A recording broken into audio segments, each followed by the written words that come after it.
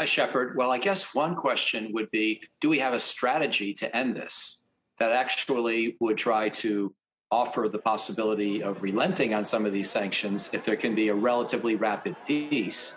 Do we have the prospect of intensifying the sanctions?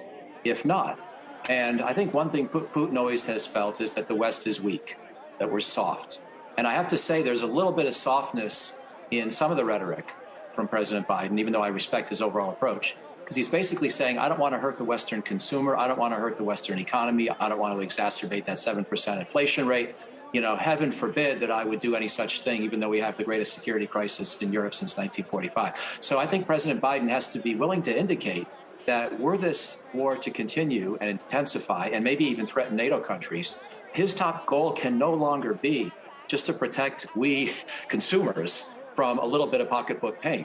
So if I'm Putin, to answer your question, I'm looking for that. How seriously is the United States really taking this? Is the United States willing to do tough things? I agree with President Biden. We should not be risking military conflict directly against Russia over the Ukraine crisis. But there are a lot more things we can do, including trying to wean ourselves off Russian oil and gas. We haven't done it, and I wonder why we haven't done that. Granted, it would cost more. The entire world is paying. Look at what the Ukrainians are paying. Look what the Europeans are paying. Look what is about to happen to Germany, as Germany, for the first time since the fall of the Berlin Wall, made a decision to go above 2% of GDP in their defense spending so that they can help with weapons for Ukraine. There's a price to pay for freedom, as the Ukrainian Zelensky put it today.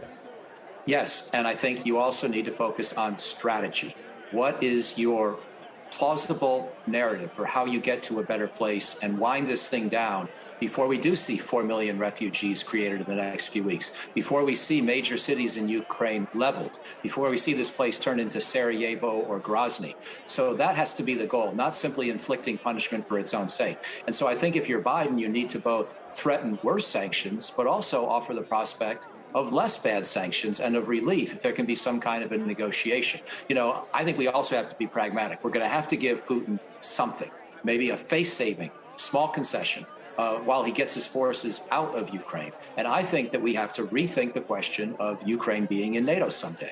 This is sacrilegious to a lot of American strategists, but it wasn't happening anyway. It wasn't going to happen anytime soon anyway. And if there's some other way to protect Ukraine short of NATO membership, I think we should be prepared to negotiate on that. I'm not sure the administration is going to be willing, however, to have that conversation with Putin or to talk about that publicly in the United States. Well, European Union's at least having the conversation after his request about the entrance there. And I think that at last check, seven European nations were willing to make it happen.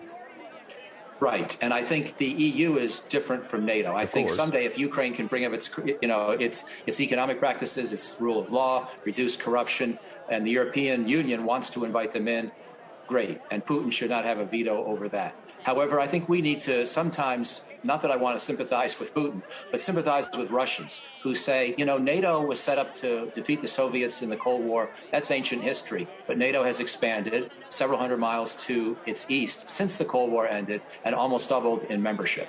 And maybe pushing this into Ukraine and Georgia really is a bridge too far if we can think of some other way, working with Russia and demanding things from Russia to protect Ukraine's sovereignty and security without NATO membership.